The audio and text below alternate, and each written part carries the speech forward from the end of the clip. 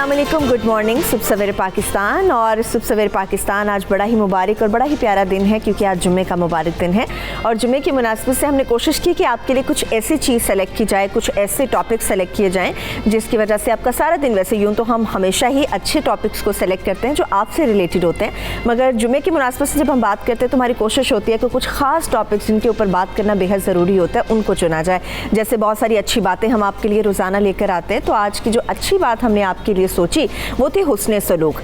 हुस्न सलूक का दायरा बहुत वसी होता है। हम कहते हैं कि शायद हम किसी से बहुत अच्छे तरीके से बात करें, शायद वही हुस्न सलूक होता है। नहीं, जो लोग आपके साथ बुरे तरीके से पेश आते हैं, आपसे गलत बात करते हैं, अपने लहजे को बड़ा तल्ख करके आपसे बात करते हैं, तो उनके साथ भी प्यार से, मोहब्बत से, इत्मीनान से बात करना वो भी हुस्न सलूक के दायरे में आता है। तो हुस्न सलूक आपके जो नफ़रत करने वाले लोग हैं, जिनके दिलों में आपके लिए नफ़रत होती है, उस नफ़रत को भी दूर कर देता है, आपकी शख्सियत को भी निखारता है और आपसे मोहब्बत करने वाले लोगों के दायरे को भी वसी करता है। तो कोशिश कीजिए हुस्न सलूक का दायरा आप खुद भी बड़ा कीजिए। ये हुस्न सलूक आपका अपनी औलाद के साथ हो सकता है, बहन भाइयों के साथ हो सकता है, दोस्त अहबाब के साथ हो सकता है, माँ बाप के साथ हो सकता है। और माँ बाप के साथ जो हुस्न सलूक की बात है उसकी तो कोई मिसाल ही नहीं मिलती। जिस तरह से माँ बाप आपको बड़े प्यार मोहब्बत से पालते हैं, पैदा करने के बाद बड़ा करते हैं, उस तरह से हुस्न सलूक वो भी आपसे तवक्को करते हैं जब वो बूढ़े हो जाते हैं। तो बहुत सारी ऐसी चीज़ें हैं जो हुस्न सलूक से आकर मिल जाती हैं। तो यही एक वो चीज़ है जिससे आपकी शख्सियत भी निखरती है और आपसे प्यार करने वाले लोगों का दायरा भी बहुत वसी हो जाता है। और अल्लाह ताला हुस्न सलूक के जो लोग हैं, जो हुस्न सलूक करना पसंद करते हैं, हुस्न सलूक करते हैं, ये इंसानों के साथ नहीं, जानवरों के साथ भी आप कर सकते हैं, उन्हें प्यार से रख सकते हैं। तो अल्लाह ताला भी ऐसे लोगों को बेहद पसंद करता है। चलिए इस अच्छी बात के साथ मौसम का अहवाल भी आपके साथ शेयर करते हैं। और जिस तरह से कुछ दिनों से मौसम हमें काफ़ी अच्छा भी नज़र आ रहा है, मगर काफ़ी जगहों पे हमें मौसम की वजह से बहुत सारी ज़हमतें भी उठाना पड़ रही हैं। तो अभी जो मौसम की सूरत हाल है मुल्क के मुख्तलिफ बड़े शहरों की, वो आपके साथ शेयर कर लेते हैं। सारा दिन उनकी क्या सूरत हाल रहेगी। इस वक्त सबसे पहले मैं लाहौर शहर का मौसम आपके साथ शेयर कर लेती हूँ। लाहौर में कम से कम दर्जा हरारत रहेगा 24 और ज़्यादा से ज़्यादा 29 डिग्री तक जा सकता है। कल रात से ही बहुत ही ज़बरदस्त किस्म की बारिश होती रही है। अभी भी बहुत सारे ऐसे इलाके हैं लाहौर के अंदर जहाँ पर बूंदाबांदी भी हो रही है, बारिश का जोर भी थोड़ा हमें ज़्यादा नज़र आ रहा है। मगर आज ज़बरदस्त मौसम है और कहा जा रहा है कि सारा दिन जो है वो क्लाउड ही रहेंगे, बादल छाए रहेंगे, लेकिन कहीं कहीं आपको सूरज की किरणें भी नज़र आती रहेंगी। चलिए लाहौर का मौसम तो अल्लाह का शुक्र है बेहद खूबसूरत है। इस्लामाबाद के मौसम की भी बात कर लेते हैं और उसकी डिग्रीज को भी चेक कर लेते हैं। इस वक्त जो इस्लामाबाद में करंट सिचुएशन है उसके हिसाब से इस्लामाबाद में कम से कम दर्जा हरारत रहेगा 24 और ज़्यादा से ज़्यादा 29 डिग्री तक बढ़ सकता है।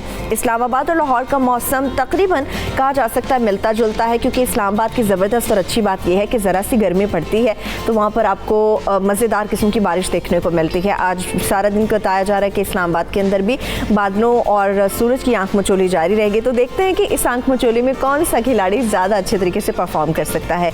अभी इस्लामाबाद के बाद हम रुख कर लेते हैं कराची शहर का। और कराची में इस वक्त जो दर्जा हरारत है कम से कम कहा जा रहा है कि वो 28 डिग्री रहेगा और मैक्सिमम 31 डिग्री तक जा सकता है। बारिश की वजह से वहाँ पर ज़हमत का सामना तो करना पड़ रहा है, मगर अल्लाह का शुक्र है कि बारिश रुकी हुई है। बारिश की अभी कहा जा रहा है कि खुदा न खास्ता दोबारा होने की कोई पेशन गोई नहीं है, कोई प्रेडिक्शन नहीं है। और अभी दिन भर जो कहा जा रहा है कि सूरज निकला रहेगा। शाम में हो सकता है कि मौसम कुछ क्लाउडी हो जाए, मगर सारा दिन आज वहाँ पर धूप नज़र आती रहेगी और अल्लाह का शुक्र अदा करेंगे कि उससे कुछ ना कुछ जो रहमत है उसमें कमी वाक़ई हो सकेगी। तो चलिए कराची के बाद अब रुख करते हैं पेशावर शहर का और पेशावर की सूरत हाल भी आपके साथ शेयर कर लेते हैं, क्योंकि वहाँ पर कम से कम दर्जा हरारत रहेगा 25 और ज़्यादा से ज़्यादा 34 डिग्री सेंटीग्रेड तक हो सकता है। फूलों का शहर है कि पेशावर, और मज़े की बात यह है कि पेशावर शहर में भी आज की जो प्रेडिक्शंस हैं उसके मुताबिक सारा दिन वहाँ पर बादल छाए रहेंगे और हो सकता है बूंदाबांदी हो जाए, मगर अभी तक यही है कि सारा दिन वहाँ पे क्लाउडी आपको इन्वायरमेंट देखने को मिलेगा, जो कि बड़ा ज़बरदस्त होता है। लोग इसको एंजॉय करते हैं। बारिश से ज़्यादा बहुत सारी ऐसी आवाम है जो कि सिर्फ बादलों को एंजॉय कर रही होती है कि आपको धूप का सामना नहीं करना पड़ता। अभी पेशावर के बाद जो कोयटा की सूरत हाल है वो भी आपको बता देते हैं। कोयटा में इस वक्त कम से कम दर्जा हरारत है 21 और ज़्यादा से ज़्यादा 36 डिग्री सेंटीग्रेड होने का इम्कान है।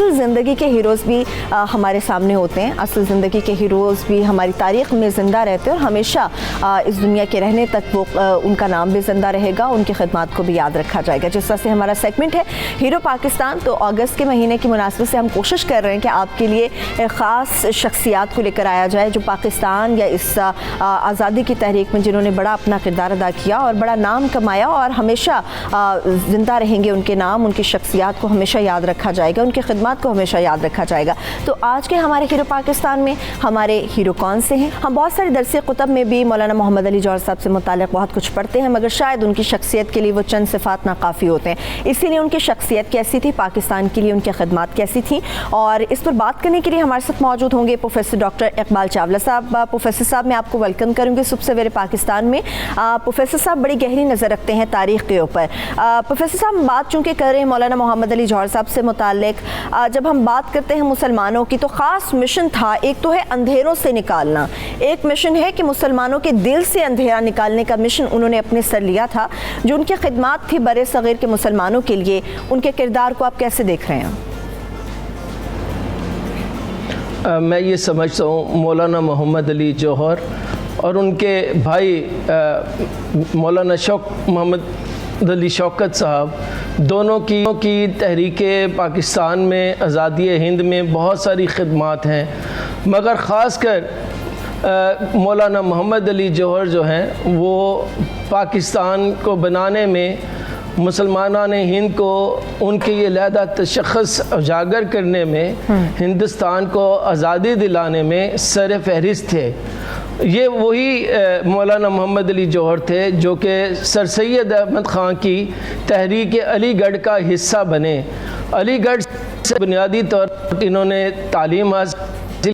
پھر آپ یہ دیکھیے کہ جب مسلم لیگ بن رہی تھی 1906 میں, یہ بھی بالکل فارغ تھے, گریجویٹ کر کے فارغ ہوئے تھے, تو انہوں نے آل انڈیا مسلم لیگ بنانے میں اہم کردار ادا کیا. اور جب ان کے آئین بنانے کی بات ہوئی, ان کے جزیات بنانے کی بات ہوئی, پروویژنز بنانے کی بات ہوئی, تو ان کی انگلش اور ان کی سیاست پر, معاشرت پر, مذہب پر اتنی گہری نظر تھی کہ انہوں نے وہ کتاب بنائی جس کا کہ ابھی آپ نے ڈاکیومنٹری میں ذکر. پھر یہ جیسے تمام مسلمان سیاست میں آ رہے تھے, قائد اعظم محمد علی جناح یا اور علامہ اقبال, تو محمد علی جوہر بھی شروع میں آل انڈیا نیشنل کانگریس کے ممبر بنے. پھر یہ مسلم لیگ کے بھی بانیان میں شامل ہوئے. لیکن جب ہم جنگ عظیم اول کا آغاز ہوتا ہے تو ہندوستان کے مسلمانوں میں ایک بے چینی پائی جاتی ہے خلافت کے حوالے سے, عثمانیہ سلطنت کی وحدت کے حوالے سے. یہ اتنے ماشاءاللہ ان کی دنیا کی سیاست پر گہری نظر تھی, اسی لیے ان کی تحریروں کی وجہ سے انہیں گرفتار بھی کیا گیا. مگر میں یہ سمجھتا ہوں ہندوستان میں جو سیاسی بیداری پیدا ہوئی, جس کے نتیجے میں کانگریس اور مسلم لیگ میں قائد اعظم محمد علی جناح نے لکھنؤ پیکٹ کروایا, اتحاد کروایا دو سیاسی جماعتوں کا, تاکہ ہندوستان کو جلد از جلد آزادی دلا سکے. تو یہ ان کا بڑا رول تھا اس وقت. بالکل آپ بجا فرما رہے پروفیسر صاحب. یہ تو آپ نے بات کی ان تحریروں کی, ان لفظوں کے جادو کی جو انہوں نے مولانا صاحب نے چلایا تھا, مگر جب ان کے خطاب کی ہم بات کرتے ہیں, ان کی تقریر کی بات کرتے ہیں, تو اس میں بھی ان کو کمال مہارت حاصل تھی, بے دھڑک قسم کا خطاب کیا کرتے تھے. اس سے متعلق بھی ہمارے ساتھ شیئر کیجئے کہ مسلمانوں کو انہوں نے اپنے فن تقریر سے کس طرح سے اویئر کیا اور بتایا کہ ان کو تحریک آزادی میں اپنا بھرپور کردار ادا کرنا ہوگا. دیکھیں, اتفاق سے یہ جو پیریڈ ہے 20ویں صدی کا, پہلے دہائی کا, ہندوستان میں بہت بڑے بڑے اوریٹر مقرر پیدا ہوئے ہیں. ان میں مولانا محمد علی جوہر بھی بہت بڑے مقرر تھے. خاص کر جب انہوں نے تحریک خلافت 1919 سے لے کر 1924 تک کی تحریک میں بڑھ چڑھ کر حصہ لیا, تو مختلف مقامات پر خون گرما دینے والی تقریر کی. نہ صرف یہ کہ خون گرما دینے والی تقریر صرف الفاظی تھی بلکہ ان کے اندر ایک استدلال تھا، دلیل تھی، اور اس کے اندر ایک ہسٹوریکل فیکٹس اینڈ فگر تھے. اور خاص کر جب یہ انگلستان میں ہندوستان کے مسلمانوں کی طرف سے وفد لے کر گئے تو انہوں نے وہاں پر جو خطوط لکھے، وہاں پر جو سپیچز کی ہیں ایون انگلستان میں، اور وہ انگریز بھی ان کی باتوں سے بہت خوش ہوتے تھے، اخبار کے ذریعے بھی، تقاریر کے ذریعے بھی، کیونکہ ان کے پاس بے پناہ علم تھا. اور یہ انہوں نے انہیں تنبیہ کی کہ آپ اگر عثمانیہ سلطنت کو، آٹمن امپائر کو اگر آپ ٹکڑے ٹکڑے کریں گے تو پھر دنیا میں کبھی امن نہیں آئے گا اور دنیا کئی خطوں میں بڑھ جائے گا. اور خاص کر جو ہندوستان کے مسلمان ہیں اور دنیا کے مسلمان ہیں وہ کبھی آپ کے ساتھ لائل نہیں رہیں گے. اور ایسے ہوا تو میں سمجھتا ہوں ہندوستان میں جو تحریک خلافت میں ہمیں ہندو مسلم اتحاد دکھائی دیتا ہے، مسلمانوں میں سیاسی شعور بیدار ہوا دیتا ہے، اس میں مولانا کی تقاریروں کا بہت اثر ہے. ٹھیک ہے، بہت شکریہ. Thank you so much. Professor doctor Iqbal Chawla صاحب ہمارے ساتھ موجود تھے. ہمارے ہیرو پاکستان مولانا محمد علی سے متعلق ان کی شخصیت، ان کا کردار اور تحریک آزادی میں ان کے خدمات جو کہ ناقابل فراموش ہیں اور گراں قدر خدمات تھیں، ان سے متعلق ہمارے ساتھ شیئر کر رہے تھے. بہت شکریہ پروفیسر صاحب. ابھی صبح سویرے پاکستان میں ہم بریک کی طرف بڑھیں گے، مگر یاد رہے کہ جب ہم بریک سے واپس آئیں گے، جس طرح سے قربانی کی عید کی آمد ہے اور لوگ قربانی کے جانور کو خرید رہے ہیں، اس سے لاڈ پیار کرتے ہیں، محبت کرتے ہیں، اس کی بڑی آؤ بھگت کرتے ہیں، مگر چند ایسے شرعی معاملات ہوتے ہیں قربانی کے حوالے سے جن پہ بات کرنا ضروری ہے. پچھلے ہفتے بھی ہم نے کچھ ایسے مسائل تھے، شاید لوگ جس سے اویئر نہیں تھے، وہ ہم نے آپ کے ساتھ شیئر کیے، مگر اس کے ساتھ ساتھ اور بھی کچھ ایسے شرعی معاملات ہیں قربانی کے حوالے سے جس کے متعلق آپ لوگوں کا جاننا بے حد ضروری ہے. اس سے بھی بات کریں گے اور اس کے ساتھ ساتھ مختلف منڈیوں کا رخ کریں گے، وہاں پر جانوروں کی قیمتوں کے حوالے سے بات کریں گے، اور بھی کچھ اہم ڈیٹیلز ہیں، مگر سب سے زیادہ امپورٹنٹ یہ ہے کہ کراچی شہر کے حوالے سے اور وہاں کی مویشی منڈی کے حوالے سے خاص طور پہ بات ہوگی. ایک بریک کے بعد ہمارے ساتھ رہیے.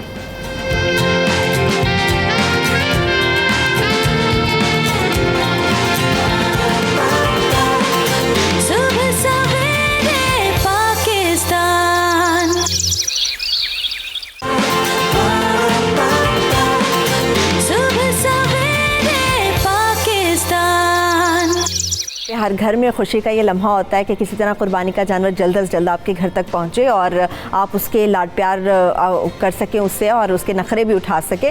اور ابھی میرے گھر بھی قربانی کا جانور نہیں آیا، لیکن میرا خیال ہے کہ ایک دو دن میں ہمارے گھر بھی قربانی کا جانور انشاءاللہ تعالیٰ آ جائے گا. مگر چونکہ عید کی آمد ہے، اس کے حوالے سے مختلف منڈیوں میں ریٹس کے حوالے سے کیا صورتحال ہے، بیپاریوں کی اور گاہک کی آپس میں کیا بات چیت ہوتی ہے، مگر اس کے ساتھ ساتھ کراچی کی جو ہم خاص طور پہ آپ سے پہلے بھی کہا تھا کہ کراچی کے حوالے سے خاص طور پہ بات کریں گے کہ وہاں کی منڈی کی اس وقت کیا صورتحال ہے، کیونکہ بیپاریوں کو بہت ساری مشکلات کا سامنا ہے. بہت سارے جانور ہیں جن کا بتایا جا رہا ہے کہ ان کے پاؤں خراب ہو گئے ہیں بارش کے پانی میں کھڑے ہونے کی وجہ سے. اس وقت کیا صورتحال ہے، وہاں پر ریٹس کیا چل رہے ہیں اور کیا گاہک وہاں پہ اس وقت منڈیوں میں موجود ہیں یا نہیں. اس وقت ہم کراچی کی، کوئٹہ اور پشاور کی منڈی کی صورتحال جاننے کی کوشش کریں گے، مگر سب سے پہلے کراچی کے حوالے سے بات کریں گے. ہمارے ساتھ نمائندہ کراچی ابراہیم رند موجود ہیں، وہاں پر ان سے بات کر لیتے ہیں. اچھا ابراہیم، مجھے یہ بتائے گا کہ آپ کراچی کی کس منڈی کے اندر موجود ہیں، مویشیوں کی کتنی بڑی تعداد ہے اور بارش کے بعد وہاں پر کون کون سی ایسی مشکلات ہیں جو ابھی بھی درپیش ہیں؟ جی دیکھیں، بالکل سپر ہائی وے کا یہ علاقہ ہے کراچی میں اور ایشیا کی سب سے اچھی منڈی میں اس وقت ہم موجود ہیں، جہاں پر تقریباً چھوٹے بڑے تمام جانور ملا کر 3 لاکھ سے زائد جانور خوبصورت اور رنگ برنگے یہاں پر لائے جا چکے ہیں. لیکن بارش نے اس دفعہ جو ہے وہ جانوروں کو شدید مشکلات سے دوچ گئے. جانوروں کے ساتھ ساتھ جو ان کے مالکان ہیں وہ بھی پریشان ہوئے ہیں اور جو دوسرے خریدار ہیں وہ بھی پریشان ہوئے، کیونکہ 2 دن تک یہاں پہ بارش مسلسل جاری رہی، جس کے بعد انتظامیہ جو ہے یہاں کی اس نے فوری طور پر پانی نکالنے کے لیے اقدامات کیے، لیکن بارش کا جو سلسلہ ہے وہ رکا نہیں تھا. اس وجہ سے مزید مشکلات کا سامنا کرنا پڑا تھا. بڑی تعداد میں جو تقریباً 48 جو ہیں وہ یہاں پہ بلاکس لگائے گئے تھے، جس میں 22 VIP تھے اور 6 جو تھے وہ VVIP بلاکس تھے، جہاں پر نازک اور انتہائی مہنگے جانور رکھے گئے تھے. لیکن وہاں پہ پانی جمع ہونے کی وجہ سے ان کے جو بیوپاری ہیں وہ کچھ تو اپنے کیٹل فارم میں لے گئے تھے اور کچھ جانوروں کو جو ہے وہ اونچی جگہ لے گئے تھے جہاں پہ پانی نہ ہو، کیونکہ نازک جانور ہوتے ہیں اور لاکھوں روپے کے جانور یہاں پہ لائے گئے تھے. اور جبکہ کچھ ایسے بھی تھے جانور جو کہ گھروں واپس بھی لے گئے، کچھ ایسے لوگ ہیں جنہوں نے شکایت کی. لیکن ابراہیم مجھے یہ بتائیں، ابھی ہم جو فوٹیجز دیکھ رہے ہیں آپ کے بیک پہ، اس میں ہمیں منڈی کی صورتحال کافی بہتر لگ رہی ہے. وہاں پہ کیچڑ ہمیں بہت کم نظر آ رہا ہے یا بارش کا پانی کھڑا ہمیں نظر نہیں آ رہا ہے. اس وقت کی تازہ ترین صورتحال صورتحال کیا ہے کہ وہاں پر صفائی کرا دی گئی ہے اور جانوروں کے ریٹس اب کیا ہیں؟ بارش کے بعد ریٹس پرانے ہی ہیں یا پھر جانوروں کے ریٹس کچھ کم ہوئے ہیں؟ جی دیکھیں بالکل گزشتہ رات سے ہی کل سے جو ہے پانی تو تمام نکال لیا گیا تھا، لیکن پانی کے بعد کی جو صورتحال ہے وہ کیچڑ ابھی بھی بہت سارے بلاکس میں موجود ہے اور سڑکوں پر بھی موجود ہے. تو جو جانور یہاں پہ مختلف بلاکوں میں موجود ہیں ان کے خاص طور پہ جو پاؤں ہیں، کھر ہیں، وہ انتہائی ابھی جو ہے وہ اس میں ہیں. جانوروں کے لیے خطرناک ہیں کیونکہ اس سے ان کو جو کھر کی بیماری ہے وہ بھی ہو سکتی ہے. تو وہ بیوپاری اپنے جانوروں کی صحت کے لیے شدید پریشان نظر آتے ہیں. جبکہ ریٹ کی بات کی جائے تو ریٹ کم نہیں ہوئے کیونکہ ملک بھر سے بیوپاری جو اپنے جانوروں کو پورا سال پال کے ان پہ لاکھوں روپے، ہزاروں روپے خرچ کر کے دن رات ایک کر کے ان کو پالا ہے اور یہاں پر لے کے بڑی مشکل سے پہنچے، مختلف ٹیکس ادا کرتے ہوئے یہاں پہ پہنچے، ان کا پانی ان کا چارہ، ان کا رہن سہن کا بندوبست کیا. تو بیوپاری جو ہے وہ اپنی قیمتیں کم کرنے پہ بالکل راضی نہیں ہے. اور آپ ابراہیم ہمارے ساتھ موجود رہے گا. پشاور کا رخ کریں گے، ہمارے نمائندے عرفان موسیٰ زئی وہاں پر موجود ہیں. عرفان سے بات کرتے ہیں. اچھا عرفان، مجھے یہ بتائے گا کہ اس وقت منڈی کی کیا صورتحال ہے؟ کیا گاہکوں کا آنا جانا شروع ہو گیا ہے؟ کتنا زیادہ رش نظر آ رہا ہے اور جانوروں کی قیمتیں کیا ہیں؟ جی بالکل، اس وقت میں موجود ہوں پشاور کی سب سے بڑی منڈی ہے رنگ روڈ پر. اگر یہاں پہ لوگوں کی بات کی جائے آنے جانے کی تو کافی کم لوگ یہاں پر نظر آ رہے ہیں کیونکہ آج جمعہ ہے اور زیادہ جمعہ ہفتہ اور اتوار کے روز جو ہے وہ شام کے بعد ہی لوگ یہاں پر نکلتے ہیں. تو ابھی گاہک ہے لیکن بہت کم دیکھنے کو مل رہا ہے گاہک جو ہے. کیوں؟ اور دوسری بات یہ ہے کہ جو شام کے وقت بھی جو گاہک ہوتا ہے تو ہم نے دیکھا 2-3 دنوں سے کہ وہ تو آتے ہیں، جب قیمتوں کے بارے میں وہ پوچھتے ہیں تو پھر یہاں سے وہ دوسری منڈی جاتے ہیں کہ شاید کسی دوسری منڈی میں وہاں پہ قیمتیں کم ہوں. تو اس وجہ سے پھر وہ جتنی بھی منڈیاں ہیں چھوٹی وہ سب کا رخ کرتے ہیں، وہاں پر قیمتیں پوچھتے ہیں کہ شاید ان کو جانور جو ہے وہ کم قیمت میں ملے. چونکہ عید جیسے قریب آ رہی ہے تو بچے جو ہے وہ بھی ضد کر رہے ہیں کہ جلد سے جلد قربانی کا جانور لایا جائے. تو لوگ جیسے ہی وہ قیمتوں کے بارے میں پوچھتے ہیں تو پھر وہ ان کے بجٹ سے زیادہ ہوتا ہے، تو اس وجہ سے وہ مختلف منڈیوں کا رخ کرتے ہیں. اگر قیمتوں کی بات کی جائے تو فی جانور جو ہے پچھلے سال کی نسبت جو ہے اگر بڑے جانور کی بات کی جائے تو اس میں تقریباً 15 سے 20 ہزار روپے تک اضافہ ہوا ہے. پشاور کی بات میں کر رہا ہوں. تو اسی طرح چھوٹے جانور میں 5 سے 7 ہزار روپے جو ہے اس میں اضافہ کیا گیا ہے. جہاں پہ جو دوسری بڑی مشکلات ہیں یہاں پر لوگوں کو اکثر جو ہے وہ جال سازی بھی کی جاتی ہے. جانور کی عمر وہ کہتے ہیں کہ جانور کی عمر ہم نے بڑی اچھی بات ہمیں بتائی ہے عرفان کے جانور کی عمر سے متعلق خاص طور پر یہاں پہ جال سازی کی جاتی ہے اور اس سے متعلق ہم خصوصی طور پہ بات بھی کریں گے. اچھا بشرا، مجھے یہ بتائے گا کہ آپ کوئٹہ کی کس منڈی میں اس وقت موجود ہیں اور جانوروں کی اگر قیمتوں کی بات کریں تو کتنا فرق پچھلے سال کے نسبت اس سال ہمیں مہنگائی کی وجہ سے نظر آ رہا ہے؟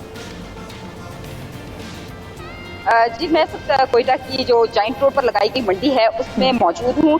چونکہ آج جمعے کا دن ہے اور کاروباری حضرات جو ہیں ان کی آج چھٹی ہے، تو ان کی یہی کوشش ہے کہ آج جو ہے منڈیوں کا رخ کیا جائے اور یہاں سے جانور جو ہیں وہ خریدے جائیں. لیکن ہم گزشتہ 3 روز سے تمام منڈیاں جو کوئٹہ میں لگائی گئی ہیں ان کا ہم نے وزٹ کیا اور ہم نے یہی دیکھا کہ جانوروں کی قیمتیں جو ہیں وہ اس وقت آسمان سے باتیں کر رہی ہیں. سب سے کم قیمت جو ہے منڈیوں میں وہ 30,000 سے شروع ہوتی ہے جو تقریباً 1,20,000 تک جاری ہے. اور خریدار جو ہیں فی الحال وہ بھاؤ تاؤ کرنے میں ہی مصروف نظر آ رہے ہیں. ان کا یہی کہنا ہے کہ اس دفعہ جو جانوروں کی قیمتیں ہیں وہ 10,000 سے لے کر 12,000 روپے تک بڑھ گئی ہیں، جس کی وجہ سے اگر وہ 2 قربانیاں کرنا چاہتے تھے تو وہ ان کی کوشش یہی ہے کہ 1 قربانی کی جائے، کوئی اچھا جانور خریدا جائے.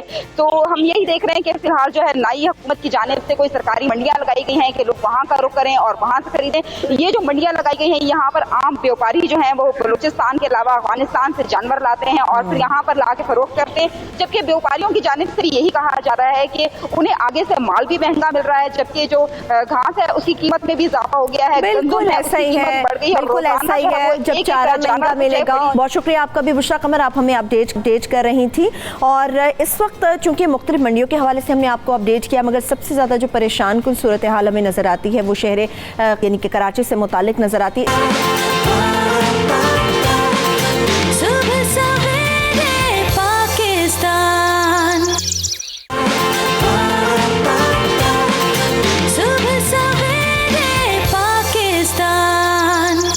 کہ اللہ کی راہ میں قربان کرنے کا جو عمل ہوتا ہے وہ بھی بڑا امپورٹنٹ ہوتا ہے کہ اپنے جانور کو آپ کس طرح سے قربان کرتے ہیں. بہت سارے اس سے شرعی معاملات ہیں جن سے متعلق شاید ہم لوگوں کے پاس نالج بہت ہی محدود ہوتا ہے. ہم سب کے ذہن میں وہ سوالات موجود ہوتے ہیں مگر ہمارا نالج اتنا محدود ہوتا ہے کہ ہم کہتے ہیں کہ شاید ایسے ہی ہے, 2-4 لوگ اگر وہ بات کرتے ہیں تو ہم سمجھ لیتے ہیں وہ صحیح ہے. اسلام اس حوالے سے کیا کہتا ہے, ہمارے شرعی معاملات کیا ہیں, اس پر بات کرنے کے لیے ہمارے ساتھ اسلامک اسکالر پروفیسر ناصر محمود صاحب موجود ہیں. Thank you so much professor صاحب, آپ نے ہمیں جوائن کیا. اچھا پروفیسر صاحب, لاسٹ ویک میں بھی ہم نے بات کی تھی قربانی کے حوالے سے خاص طور پہ, تو بہت ساری ایسی باتیں ہیں جو لوگوں تک پہنچانا بے حد ضروری ہے. جیسے گھر تک لانے کا عمل, ہم سمجھتے ہیں کہ جانور گھر لے کر آ گئے تو معاملہ ختم ہو گیا, بس پھر آپ نے اسے قربان کرنا ہے, تاریخ ہو یا عید کے دن آپ نے اس کو قربان کرنا ہے. جو ہم قربانی ہے, اسلام اس کے بارے میں کیا کہتا ہے؟ ہم قصائیوں کے ہاتھ میں اپنا پیارا سا جانور دے دیتے ہیں اللہ کی راہ میں قربان کرنے کے لیے. کیا اسلام میں اس کی اجازت ہے؟ اور اگر قصائی کے ذریعے آپ نے اس کو قربان کروانا ہے تو اس کا شرعی طریقہ کیا ہوگا؟ بسم اللہ الرحمن الرحیم. جواب یہ ہے کہ جائز ہے, جائز ہے. پہلی بات تو یہ سمجھ لینی چاہیے. بہتر کیا ہے اس بارے میں نبی کریم صلی اللہ علیہ وآلہ وسلم کی مبارک سنت یہ ہے کہ انسان خود کرے اپنے ہاتھ سے. اور جس کی قربانی ہے اگر وہ پاس کھڑا ہو, کوئی دوسرا چھری پھیر دے, لوگوں کے معاملات ہوتے ہیں کوئی کمزور دل ہے چھری نہیں پھیر سکتا, کوئی ڈرنے والا ہے وہ چھری نہیں پھیر سکتا, تو وہ پاس کھڑا ہو کہ حضور نبی کریم صلی اللہ علیہ وآلہ وسلم نے سیدہ عالم سیدہ فاطمہ الزہرا سلام اللہ علیہا کو پاس بلایا کہ فرمایا اپنی قربانی کے پاس کھڑی ہو جاؤ. اچھا. اور قربانی کی گئی.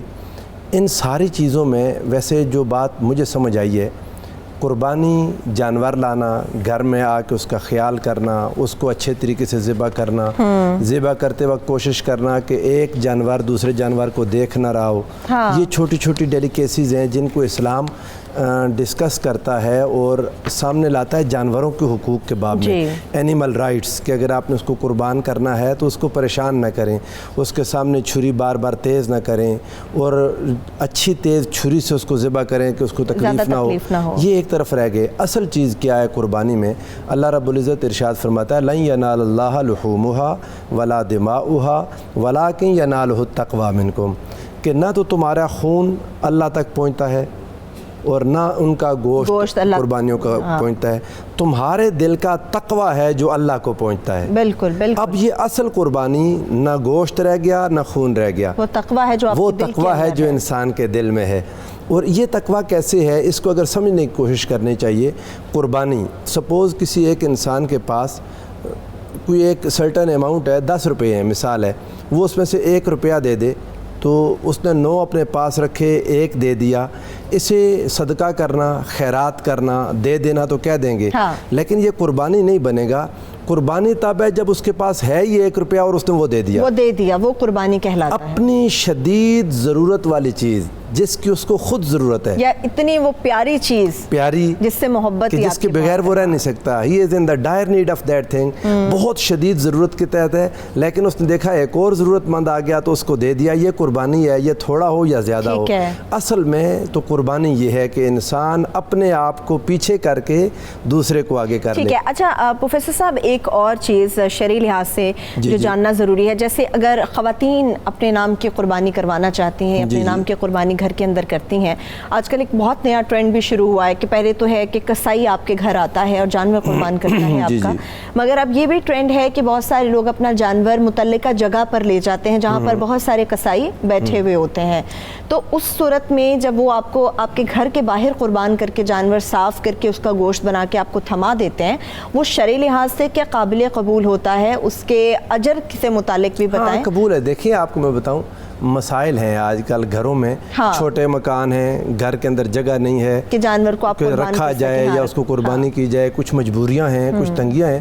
ان ساری چیزوں کی اجازت ہے دنیا میں. اب تو سلاٹر ہاؤسز بن گئے ہیں, وہاں پر جا کر بکنگ کرواتے ہیں, اعتماد ہوتا ہے اداروں پر.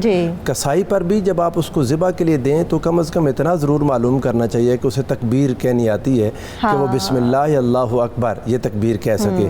اور گھر کے افراد اس سے پہلے قربانی سے پہلے کھڑے ہو کر اللہ کی رضا کے لیے اللہ کے حضور کھڑے ہو کر اپنے نیت کو مکمل درست کریں. اس میں گوشت کھانا تو ملے گا ہی, گوشت کھانے کو گوشت نے کہاں چلے جانا ہے, اس سے انسان نے جو انجوائمنٹ لینی ہے, جو فائدے اٹھانے ہیں وہ تو اٹھانے ہی ہیں, لیکن اس وقت اپنی نیت کو حاضر کرے کہ مولا کریم اب یہ جو قربانی کر رہا ہوں یہ تیرے ساتھ ایک وعدہ ہے کہ زندگی بھر جب کبھی کوئی چیز قربان کرنے کا وقت آیا پیچھے نہیں ہٹوں گا, پیچھے نہیں ہٹوں گا. یہ نیت اپنے پاس اپنے جانور کے پاس کھڑے ہو کر لے کہ یا اللہ یہ تو ایک بس ظاہر ہے, یہ ایک نشانی اور علامت ہے تیرے ساتھ وعدہ دہرانے کی. یہ ایفاء عہد کا دن ہے, عید الاضحیٰ ایفاء عہد ہے. میرے مولا تیرے ساتھ اپنے اس وعدے کی پھر سے ایفاء عہد کرتا ہوں کہ جب بھی وقت آیا قربانی سے نہیں ہٹوں گا. اپنی جان قربان کرنی پڑی, جی اپنی جان قربان کرنی پڑی, اپنا مال قربان کرنا پڑا, اپنی اولاد قربان کرنی پڑی.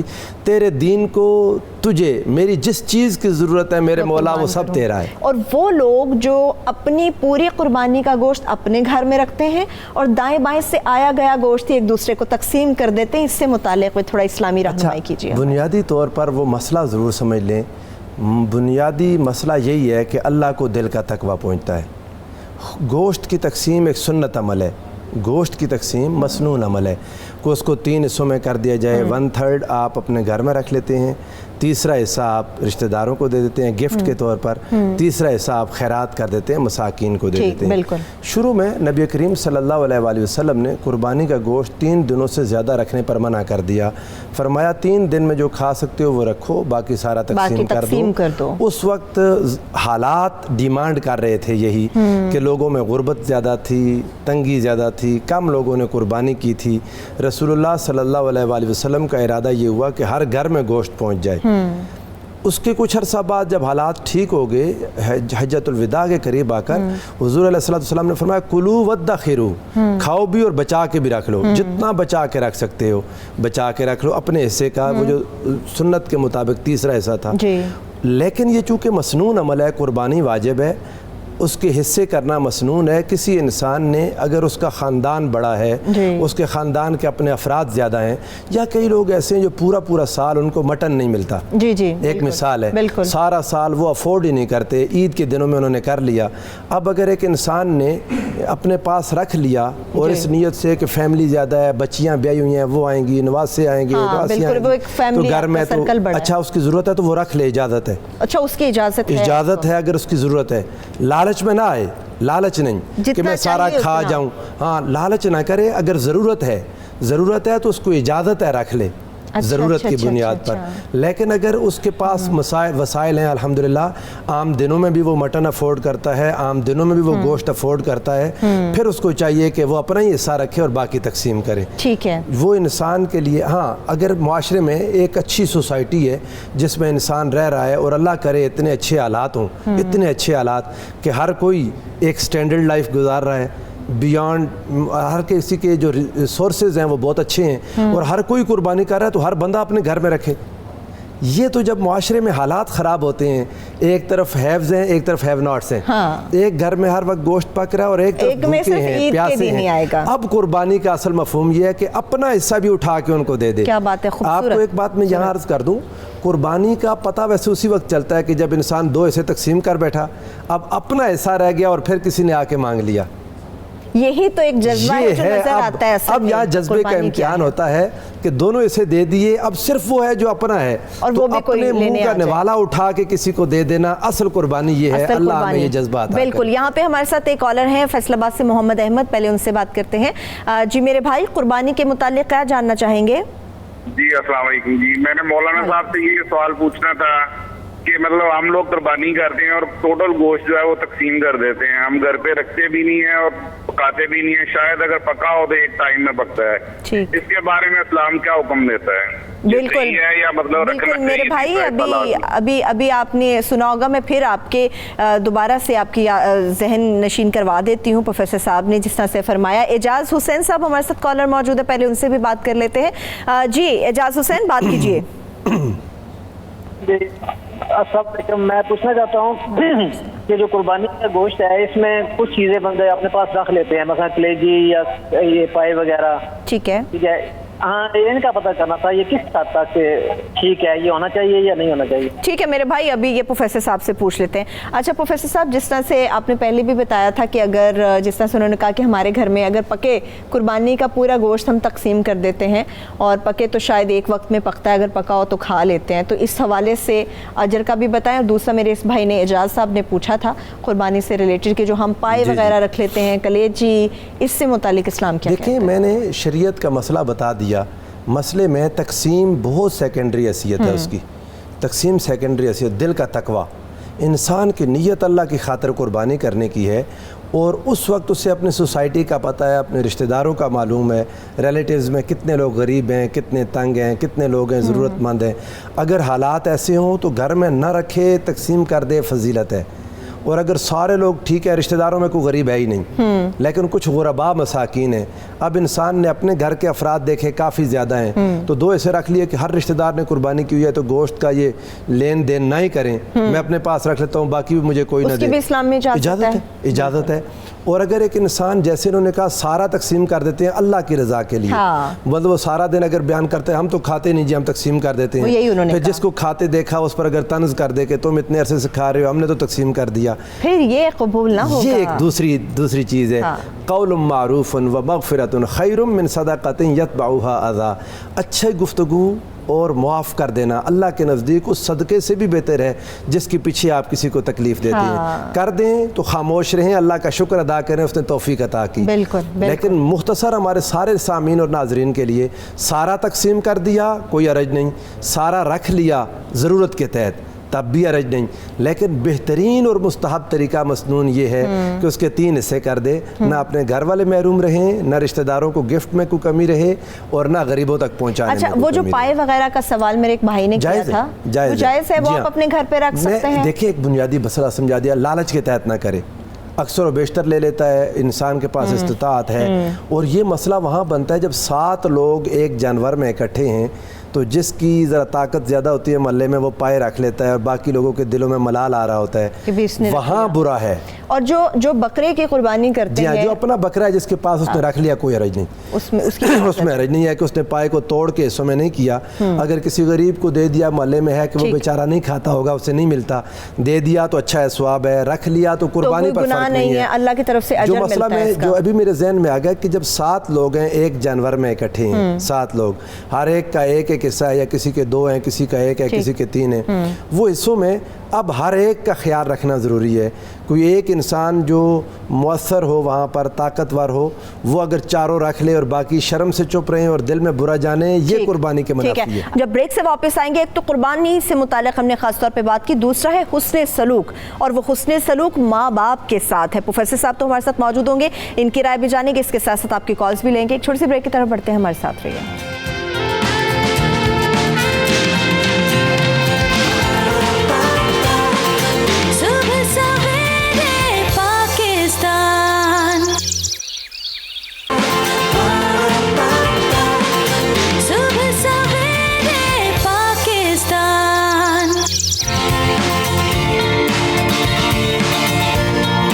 तो बात हो रही है हुस्ने सलूक की, और हुस्ने सलूक ख़ास तौर पर वालिदैन से मुताल्लिक़, ये तो अजर भी बहुत बड़ा है, हुक्म भी बहुत बड़ा है।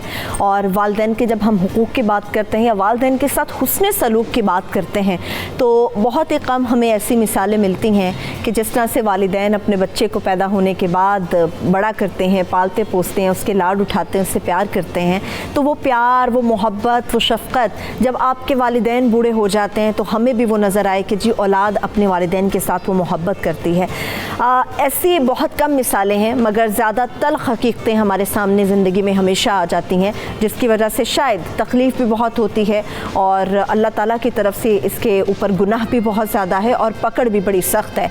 वालिदैन के साथ हुस्ने सलूक पर हम बात करने के लिए, जिस तरह से हमने पहले कहा था, प्रोफेसर नासिर महमूद साहब हमारे साथ मौजूद रहेंगे, और इसके साथ साथ doctor Imran mind science expert हैं जो कि हमारे साथ कराची से मौजूद हैं। डॉक्टर साहब, आपको भी हम वेलकम करेंगे, थैंक यू सो मच, आपने हमें ज्वाइन किया। मगर इसके साथ साथ हमारी नुमाइंदा फैसलाबाद से शाइस्ता शेख भी हमारे साथ मौजूद होंगी। वो किस जगह पर मौजूद हैं और क्या बातचीत वो करेंगी, ये तो हम आपके साथ ज़रूर शेयर करेंगे। मगर सबसे पहले प्रोफेसर साहब, वालिदैन के साथ हुस्ने सलूक की बात आ रही है, तो वालिदैन के साथ हुस्ने सलूक होता है, اور ہوگا کیسے ہوگا, کیوں نہیں ہوتا, اس پہ بات کریں گے. مگر والدین کے حقوق کیا کیا ہیں؟ میں آپ کو ایک بات بتاؤں, بنیادی چونکہ وقت بہت کم ہوتا ہے تو سب سے اہم چیز اگر کسی نے اپنے ذہن میں رکھنی ہے تو وہ یہ دیکھے کہ قرآن مجید میں متعدد مرتبہ اللہ رب العزت نے اپنی عبادت کے معن بعد والدین کے اس نے سلوک کا حکم دیا. جی جی. اللہ تعالیٰ نے ارشاد فرمایا وَإِذْ أَخَذْنَا مِيثَاقَ بَنِي إِسْرَائِيلَ لَا تَعْبُدُونَ إِلَّا اللَّهَ وَبِالْوَالِدَيْنِ إِحْسَانًا, کہ بنی اسرائیل سے پختہ وعدہ لیا تھا کہ اللہ کے سوا کسی کی عبادت نہیں کرنی اور والدین کے ساتھ اس نے سلوک کرنا ہے. اسی طرح قرآن پاک میں اللہ نے حکم دیا وَقَضَىٰ رَبُّكَ أَلَّا تَعْبُدُوا إِلَّا إِيَّاهُ وَبِالْوَالِدَيْنِ إِحْسَانًا, کہ اللہ نے فیصلہ کر دیا کہ اس کے سوا کسی کی عبادت نہ کی جائے اور والدین سے حسن سلوک کیا جائے. اور پھر والدین کی زندگی کا ایکسکلوسیولی وہ پارٹ بیان کیا جس میں وہ بوڑھے ہو جاتے ہیں, جس میں وہ بسا اوقات اولاد کے محتاج ہو جاتے ہیں, یا ان کے پاس ان کے وسائل نہیں رہ جاتے, ان کے قوا مزمحل ہو جاتے ہیں, طاقت نہیں رہ جاتی, کمزور ہو جاتے ہیں, اور اب وہ بڑھاپے کے لیے اور پھر بیماریاں زیادہ ہو جاتی ہیں, پھر مسائل بڑھ جاتے ہیں. ادھر بیٹا جوان ہو گیا, اسے اللہ نے عزت بھی دے دی, شہرت بھی دے دی, دولت بھی دے دی, طاقت ہے, جوانی ہے, اپنی اولاد ہے, مصروفیات ہیں, اب والدین بوجھ لگنے لگ جاتے ہیں. اللہ فرماتا ہے اما یبلغن عندک الکبر احدہما او کلاہما فلا تقل لہما اف, فرمایا اگر ان میں سے ایک یا دونوں تمہارے پاس بڑھاپے میں پہنچ جائیں. اب ایک اتنا بلیغ استعارہ اللہ نے استعمال کیا کہ انسان سوچ نہیں سکتا. فرمایا ان کے سامنے اف نہ کہنا. اف کوئی لفظ نہیں ہے, ایکسپریشن ہے, ایکسپریشن آف ورڈ, کس چیز کا بھی اجازت نہیں ہے, یعنی اپنی تنگی کی اظہار کرنا, اپنی غصے کا اظہار کرنا لفظوں سے نہیں. یہ مار پیٹ جو ہمارے انٹرو میں بات آئی, اللہ رحم کرے, بدبخت ہے وہ اولاد جو اپنے ماں باپ کے ساتھ زیادتی کرے, ان کو ہاتھ اٹھائے. اللہ نے فرمایا تمہارے منہ سے اف بھی نہ نکلے.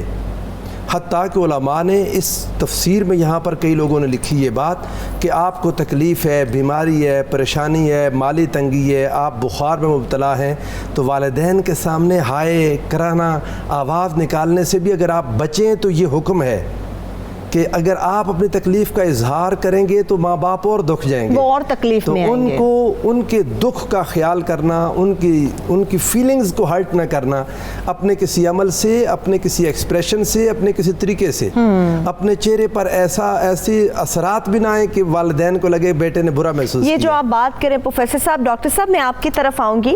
ابھی پروفیسر صاحب کی گفتگو بھی آپ نے سنی ہوگی. اچھے لوگ بھی ہیں, اچھی اولادیں بھی ہوتی ہیں جو اپنے ماں باپ کا بے حد خیال رکھتی ہیں اسی پیار اور شفقت کے ساتھ جیسے انہوں نے بچپن میں رکھا ہوتا ہے. مگر میں یہاں پر تلخ حقیقتوں کی بات کرنا چاہتی ہوں.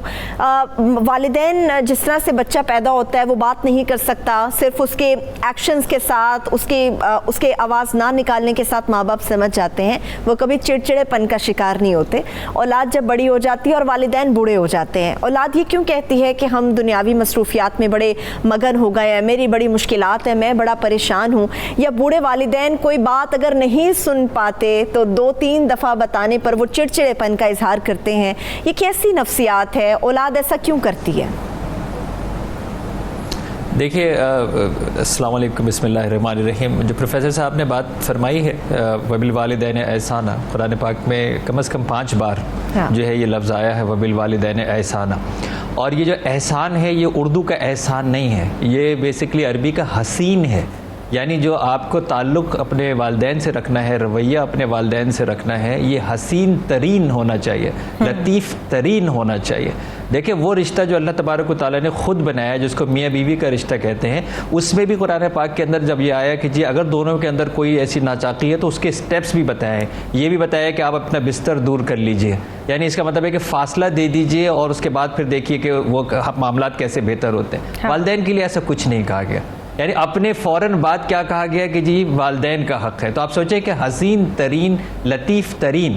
دوسری بات یہ جو ہے کہ آپ اف نہیں کہہ سکتے. اچھا اگر والدین شریعت کے مطابق کوئی جو ہے وہ بات کہہ رہے ہیں تو 100% عمل کرنا ہی کرنا ہے, لیکن اگر والدین ایمان پر بھی نہیں ہیں تو بھی لطیف ترین رویہ رکھنا ہے.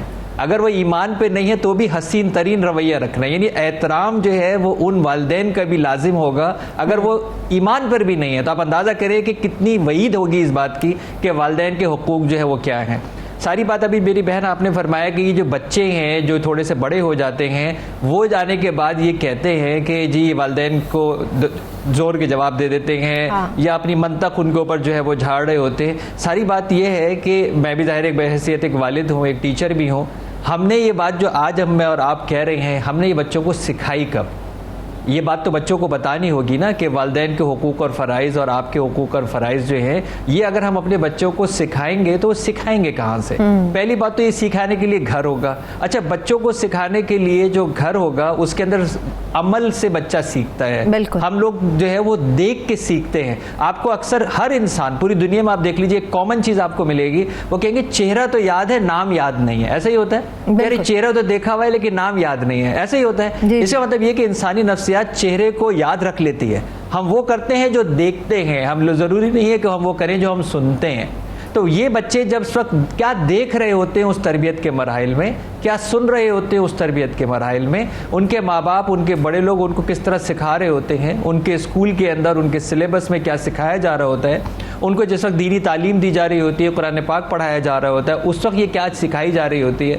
تو جب تک قول اور عمل اس بچے کو نہیں سکھایا جائے گا تو اس کو یہ کیسے معلوم ہوگا کہ مجھے یہ زور کے بات نہیں کرنی ہے یا والدین کے اتنے حقوق ہیں اور یہ اتنا سینسٹیو ہے. دیکھیں ہم اگر یہ بات نہیں بتائیں، اللہ کے رسول صلی اللہ علیہ وسلم مسجد نبوی میں تشریف فرما ہے اور عشاء کا جو ہے وقت ہے اور آپ کے چہرے مبارک کے اوپر آنسو زار و قطار ہیں. تو صحابہ کرام نے پوچھا ہمارے ماں باپ آپ پہ قربان، اللہ کے رسول آپ کے اوپر یہ اتنی افسردگی کیوں طاری ہے؟ اور آپ نے بتایا کہ جی مجھے میری ماں یاد آ رہی ہے. اور آپ نے کہا کہ میری ماں یاد آ رہی ہے. اور پھر اللہ سرکار مدینہ صلی اللہ علیہ وسلم نے فرمایا کہ اگر عشاء کا وقت ہو اور میں نماز پڑھا رہا ہوں اور میری ماں کی آواز یا پکار مجھ کو آئے، میں نماز چھوڑ دوں گا اور اپنی ماں کے پاس چلا جاؤں گا. تو آپ اندازہ کریں کہ کیا مقام بتا رہے ہیں اللہ کے رسول ماں کا. شریعت مطہرہ میں بتاتی ہے کہ باپ کے لیے اتنے حق ہیں کہ وہ بیٹے کے ہر مال کا مالک باپ ہوتا ہے. بالکل. باپ کو پوچھنے کی ضرورت نہیں ہے کہ بیٹے سے جو ہے وہ جا کے میں پوچھوں اور اس کا مال استعمال کروں.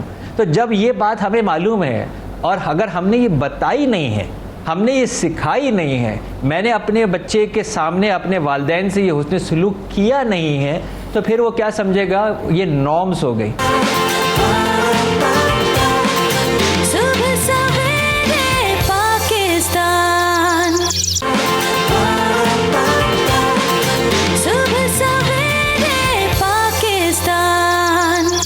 ہمارے ساتھ ہماری نمائندہ شائستہ شیخ بھی موجود ہیں جو کہ بزرگ والدین کے ہمراہ موجود ہیں کسی اولڈ ایج ہوم کے اندر. شائستہ ہمیں یہ بتائیے کہ آپ یہاں پہ بزرگ والدین ہم سے پہلے دیکھ رہے تھے آپ کے ساتھ موجود تھے، تو یہ کب یہاں پر آئے، کیوں یہاں پر آئے، کون انہیں چھوڑ کر گیا، کچھ بات ہو سکی ان سے؟ جی بالکل، کہتے ہیں نا کہ ایک ماں چاہے اس کے جتنے بھی بچے ہوں، 4 بچے ہوں، 8 ہوں یا چاہے 12 ہوں، وہ اپنے سارے بچوں کو سنبھالتی ہے، لیکن ان تمام بچوں سے مل کر ایک ماں کو نہیں سنبھالا جاتا. اولڈ ایج ہوم ہے یہاں پر بے مثال اتنی اس طرح کی ایگزامپلس موجود ہیں کہ جس میں مختلف ان کی کیسز ہیں. ماں یہاں پر بوڑھ ہو جاتی ہیں تو جو ان کی اولاد ہے ان کو گھروں سے نکال دیتی ہے. میرے ساتھ کچھ مائیں موجود ہیں، ان کی بھی حقیقتیں کچھ دل خراش ہے، ان سے ہم بات کرتے ہیں. آپ مجھے بتائیے گا، رونا نہیں ہے، کیسے آپ یہاں پہ رہ رہی ہیں، کتنی مشکلات یہاں پر کرنی پڑتی ہیں، اور گھر والوں کو بھی یاد آتی ہوگی، بچوں کی یاد آتی ہوگی، اپنوں کی یاد آتی ہوگی؟ بہت زیادہ یاد آتے ہیں. آپ برے دنوں کا دن ہے، ہمارا بھی دل کرتا ہے کہ ہم اپنے بچوں میں یہ قربانیاں وغیرہ کرتے ہیں، ہم بھی ان کے ساتھ مل کے کھائیں پیئیں. لیکن یہ دیکھ لو آپ کے سامنے ہی ہے، ہم اس ادارے میں ہیں. یہ ادارے والے بہت فرشتہ انسان ہیں جنہوں نے ہمیں ہر طرح کا کھانا پینا بھی دیتے ہیں، ایک چھت بھی دے دیا. کیا کبھی ٹیلی فون تک نہیں آیا کسی اپنے کا؟ نہ کبھی ٹیلی فون نہیں آیا. موبائل رکھا ضرور ہے لیکن فون نہیں کبھی آیا. نہ فون کرتے ہیں کوئی بھی، نہ کوئی فون آیا ہے کبھی. بس ادھر ادارے کی بیٹھے کھاتے ہیں. یہ بیٹا ہمارا ہے، میڈم ہمارے کبرا ہے. وہ خوشی آتی ہے، غمی کا نا بالکل جیسے خوشی کا موقع آنے والا ہے اور ہر موقع پہ چاہے خوشی کا غمی کا ماں باپ کو اپنی اولاد ہمیشہ یاد آتی ہے. بیچاری آپ ان سے پوچھیے کہ کتنے عرصے سے یہاں پر ہیں اور ان کو چھوڑ کر جانے کی وجہ کیا ہے، کون چھوڑ کر گیا انہیں؟ اچھا آپ مجھے بتائیں کتنے بچے ہیں آپ کے؟ 2 بیٹے ہیں 3 بیٹیاں ہیں. تو کیا وجہ ہے انہوں نے کیوں گھر سے نکال دیا, کیوں دوبارہ پوچھا تک نہیں؟ نہیں آپ نے میں بیمار کر کے نا تے اتوں کوئی مینوں لیاؤن والا نہیں, پنڈ تھاں چ میرا گھر آ کہ میں پھر اتنے بیٹی کو آئی سی تو انہوں نے ادھر کر دیتا. اور اللہ وارث. کیا کبھی فون کیا بچوں نے؟ 2 بیٹے نہیں. کیا غربت ہونے کی وجہ سے انہوں نے آپ سے جو ہے وہ راہیں پھیر لی ہیں, یا کیا وجہ ہے کہ وہ نہیں آپ کو دیکھ رہے؟ چپ کر جی بالکل سربت, ان سے اگر ہم کوئی بھی سوال کریں تو ایسے جیسے ان کی دکھتی رگ پر ہاتھ رکھ دیا ہو. یہ بات کرنے سے بھی قاصر ہیں کیونکہ ان کی حقیقتیں ہی اتنی زیادہ دل خراش ہیں. اولاد زندہ ہے لیکن فون کوئی نہیں آتا, موبائل بھی ہاتھ میں ہے, نمبر بھی ان کے پاس ہے, لیکن ملنے کوئی نہیں آتا, پوچھتا کوئی نہیں ہے. یہاں پر میں ایک ایسی ماں سے بھی ملی ہوں جس کے بچے جو ہیں بالکل ایک سرکاری ملازم ہیں, لیکن کیا کہ جن کی ایک ماں کا اتنا بڑا ہاتھ ان کی کامیابی میں, ان کو پڑھایا لکھایا, وہ اعلیٰ عہدوں پر فائز ہو گئے. ماں کا بہت بڑا ہاتھ ہوتا ہے اپنے بچوں کی کامیابی پہ, لیکن اس پڑھائی کا کیا, اس جو ہے اعلیٰ عہدے کا کیا کہ ان کی ماں جو ہے یہاں پر موجود ہے, اولڈ ایج ہوم پر موجود ہے, پوچھتے ہی نہیں ہے. کوئی جو ہے ماں باپ کی قدر ہی نہیں کرتا. یہی وجہ ہے کہ گھروں میں جو ہے ان کی لڑائیاں ہوتی ہیں تو ماں کو ہی گھر سے نکال دیتے, اسی کو ہی وہ لڑائی کا حل سمجھتے ہیں. ٹھیک ہے, بہت شکریہ شائستہ, آپ ہمارے ساتھ موجود تھی, آپ نے ان ماؤں سے ملایا. پروفیسر صاحب, ہر ماں ہر عورت خواہش کرتی ہے کہ اللہ تعالیٰ اس سے اولاد کی نعمت سے نوازے, اللہ تعالیٰ اس کے گھر میں پیاری سی بیٹی, پیارا سا بیٹا دے کر جائے. بیٹیوں کی بھی بات ہوتی ہے, جب بیٹے خاص طور پہ پیدا ہوتے ہیں تو کہا جاتا ہے جی یہ ہمارے بڑھاپے کا سہارا ہے. جب بڑھاپے کا سہارا ہی آپ کی بیساکیاں چھین لیتا ہے تو پھر خدا کی پکڑ کہاں پہ ہے آپ کی؟ اللہ ناراض ہوتا ہے. اور حضور نبی کریم صلی اللہ علیہ وآلہ وسلم نے وہ مخصوص راتیں جن میں ہر گناہ گار معاف ہو جاتا ہے, لیکن 5 6 7 گناہ گنوائے کہ ان گناہوں والے معاف نہیں ہوتے. ان میں ایک ہے جو والدین کا نافرمان ہے. آپ نے جملہ بولا حسن سلوک, والدین کے ساتھ احسان کرنا. اچھا, اب یہاں بیٹھے بیٹھے یہ بات میرے ذہن میں آئی کہ احسان تو یہ ہوتا ہے کہ کسی نے آپ کے ساتھ جو نیکی کی اس سے بڑھ کر کریں. جتنی کسی نے نیکی کی اگر اتنی کر دی تو یہ برابری ہوگی, احسان نہیں ہوا. احسان یہ ہوتا ہے کہ کسی نے آپ کے ساتھ جتنا سلوک کیا آپ اس سے بڑھ کر کریں تو احسان ہوگا. وبالوالدین احسانا, انسان والدین سے ایسا کیا کرے کہ جو انہوں نے کیا اس سے بھی بڑھ جائے. بالکل, تو وہ تو ممکن نہیں. تو سمپل اتنا ہے کہ اپنا بیسٹ اپنے والدین کو دے. بے شک اپنی پوری کوشش کرے. قرآن مجید نے یہاں تک کہہ دیا وَإِن جَاهَدَاكَ عَلَىٰ أَن تُشْرِكَ بِي مَا لَيْسَ لَكَ بِهِ عِلْمٌ فَلَا تُطِعْهُمَا, اگر وہ مجبور کریں تمہیں کہ اللہ کے ساتھ شریک ٹھہراؤ تو ان کی یہ بات نہ مانو. وَقُلْ لَهُمَا قَوْلًا كَرِيمًا, لیکن اس صورت میں بھی ان سے بات اچھی کرو, قول کریم, اچھی گفتگو کرو. لیکن ایک بات والدین کی بھی سوچنے والی ہے, یہاں جتنے والدین سن رہے ہیں ان کے جتنے حقوق ہیں 7 فرائض بھی ہیں. ایک تو وہ والدین ہیں جو بیچارے بوڑھے ہو گئے, ہم انہیں کچھ نہیں کہہ سکتے, وہ والدین بدلے بھی نہیں جا سکتے. جیسے والدین ہیں, اولاد بعض کا زیادہ پڑ جاتی ہے تو انہیں والدین کی باتیں لگتی ہیں جیسے وہ اوڈ ہو گئیں, عجیب ہو گئیں, امی نہ بولا کریں, ابو بس چپ رہا کریں. آپ والدین یہی ہیں, ان کی عادات یہی ہیں, یہ ساتھ رہیں گی, یہ چینج تو نہیں کیا جا سکتا. مگر یاد رہے کہ یہی والدین ہیں جو آپ کو پیدا کرنے کے بعد بڑا کرتے ہیں, جنہوں نے آپ کو سکھایا, جنہوں نے آپ کو یہ سب کچھ سکھایا. اب دوسری طرف یہ بات ہے کہ ایک وہ والدین جو اب بچوں کی تربیت کر رہے ہیں جن کے بچے چھوٹے ہیں. اللہ تعالیٰ حضور علیہ الصلوۃ والسلام نے ارشاد فرمایا کہ ہما جنتک و نارک, یہ والدین تمہاری جنت بھی ہیں تمہاری دوزخ بھی ہیں. یہ بات بہت سمجھنے والی ہے. اس کا ایک پہلو تو اولاد کی تربیت کے حوالے سے ہے کہ خیال رکھنا, ان سے جنت بھی لے سکتے ہو, ان سے دوزخ بھی. دونوں طرح کے سلوک ہیں, دونوں طرح کی باتیں موجود ہیں.